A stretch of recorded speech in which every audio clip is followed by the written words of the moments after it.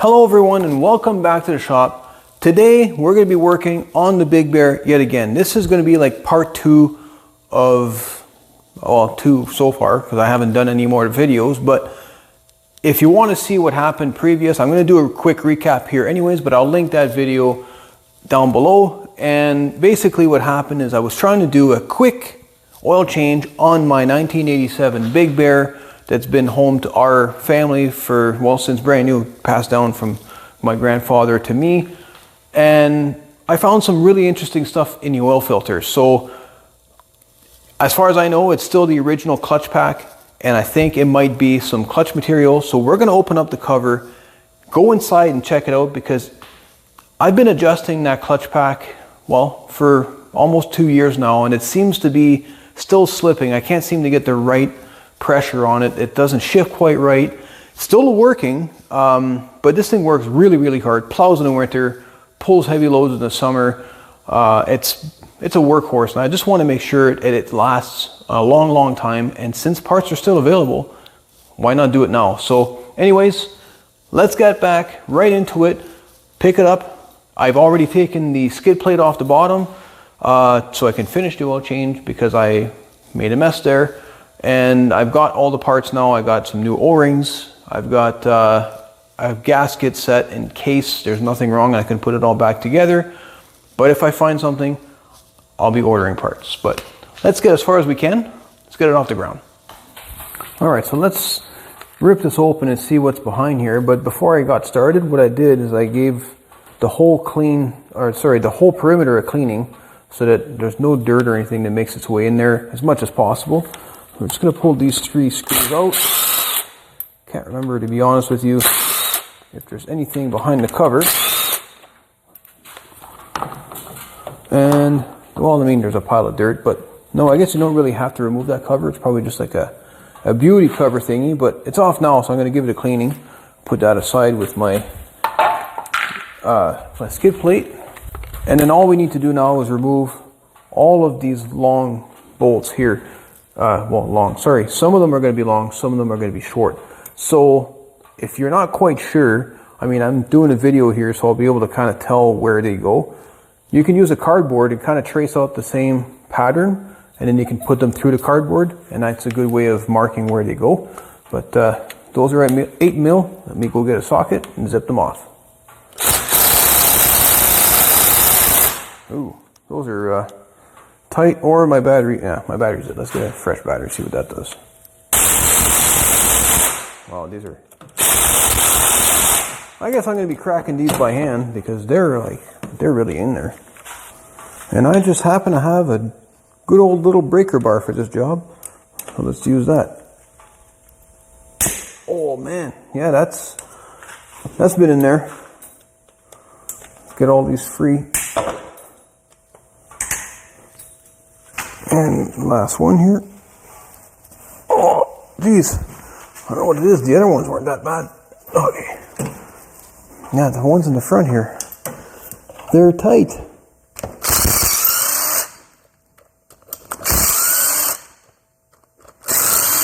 Okay, so a couple things here. So I got them all loose.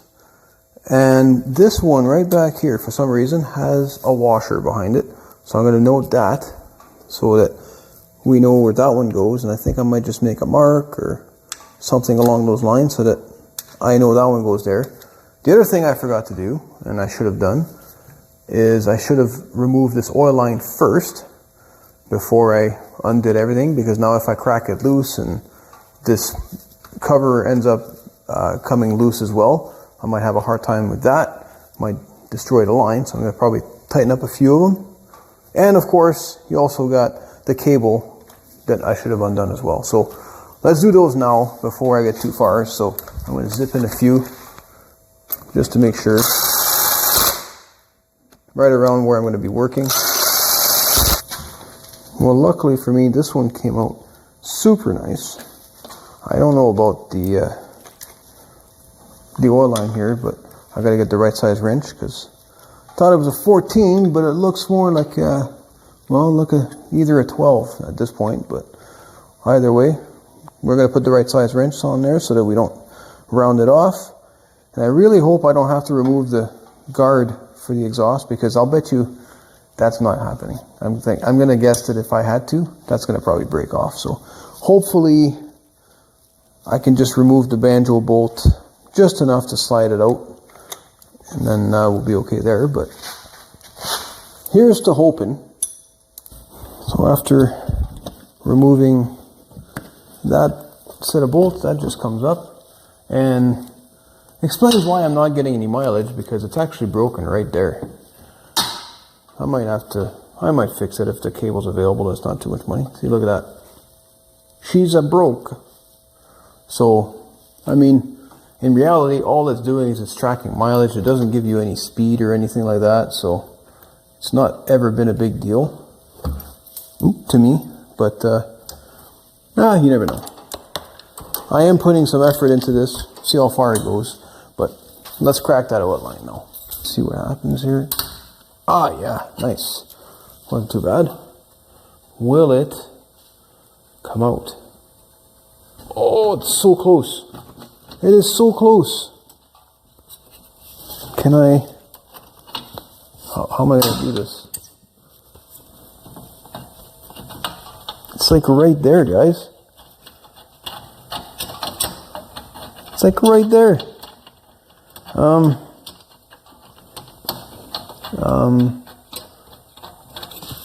I wonder, you know what? What have we got to lose? Let's try an old-fashioned trick here. We're going to just give these a nice sharp blow here. And I'm going to try this one. I'm going to guess, if I just need one to move. I think I have a better luck with this one. It seems to be less rounded. Let's see what happens. Well, it's either moving or it's going to snap. One of the two. We're going to find out.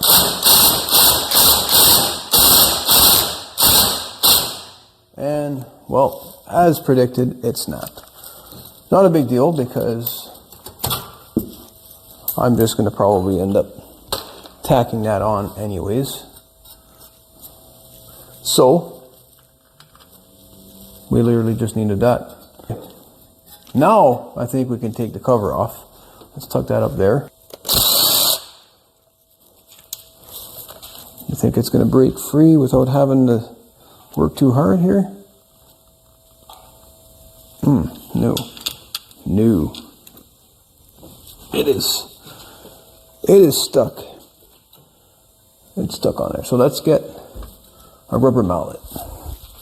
I also call this a low noise hammer because it makes very little noise.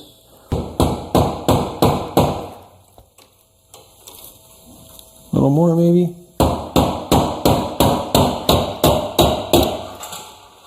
And there she blows. And I actually have the pan located in the right spot. I mean, that's a first. Okay. So I should be able to, I'm going to let that drip for a minute. I should be able to let this come right out. Yeah, there you go. There's one bolt I couldn't take out because it was stopped by the brake lever, but now I think it will. There you go. Now they're all out. And I think it's free.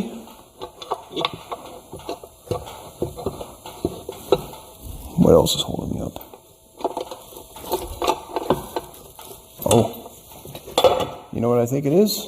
I think it's my dipstick. Now that's thinking with your dipstick, Jimmy. That's actually probably copyrighted because that's actually a commercial. So hopefully I don't get an infraction there. But anyways, maybe that'll work better. Look at that. Look at that. Comes out just like so. And let's see what kind of stuff we got going on in here.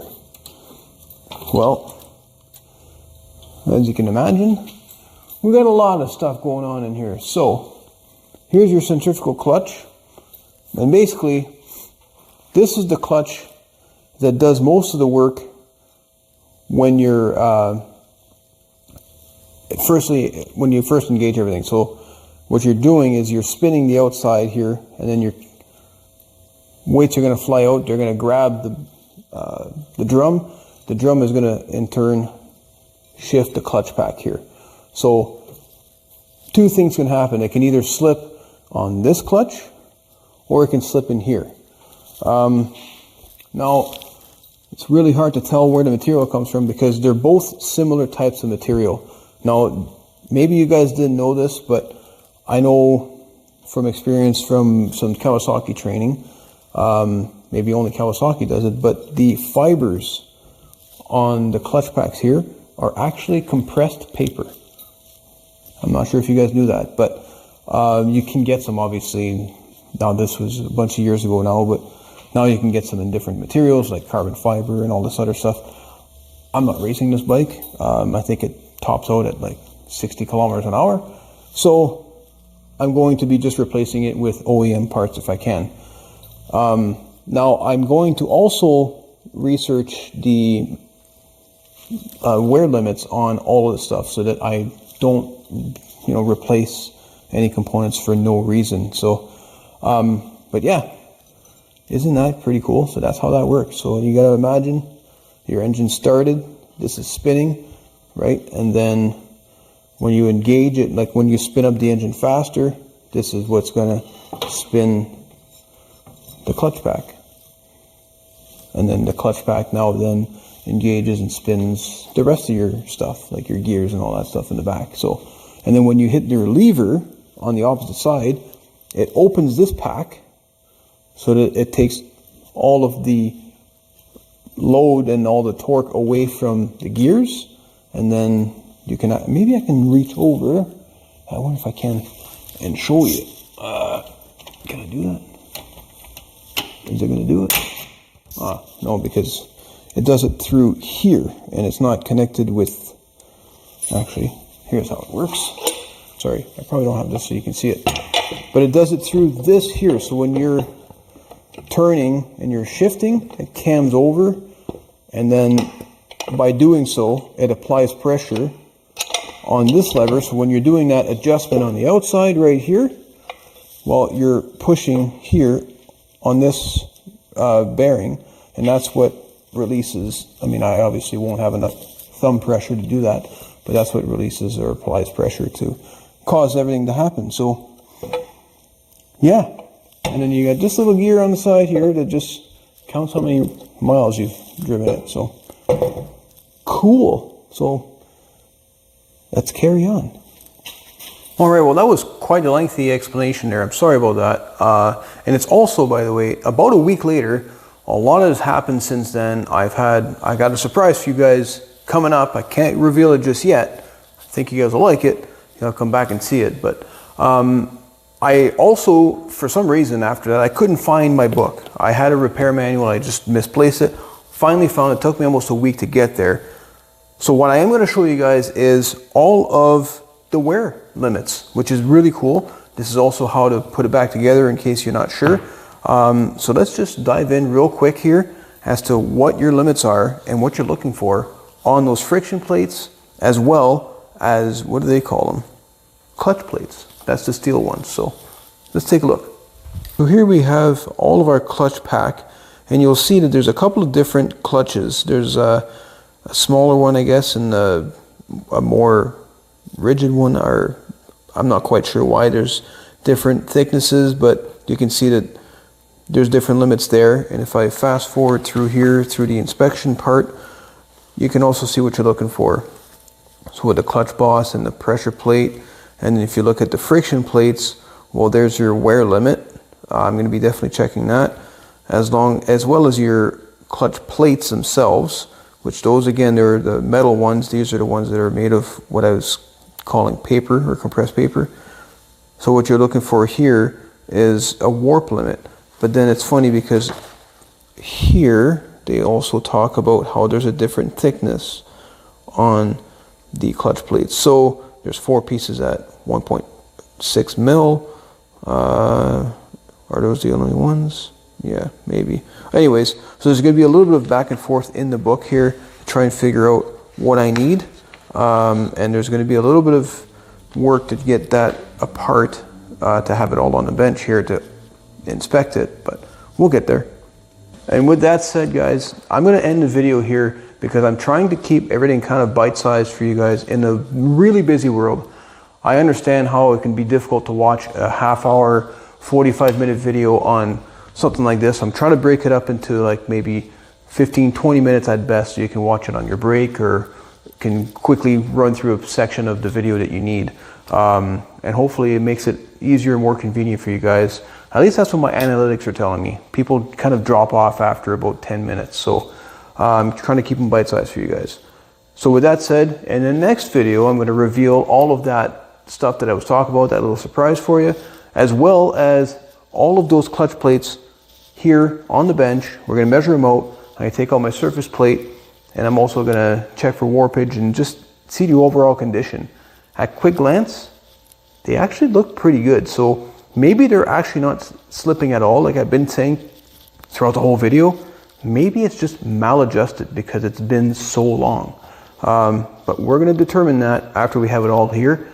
You're going to have to come back to see me on that video. So again, thank you so much for watching. Really appreciate it if you did.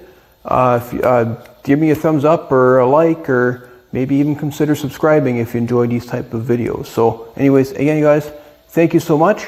See you all in the next one.